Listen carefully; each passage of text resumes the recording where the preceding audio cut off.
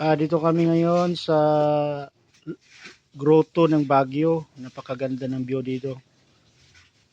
Ayan po, maganda po ang tanawin. Sa Baguio ng grotto, napakalakas pa ng hangin at ang lamig-lamig pa dito.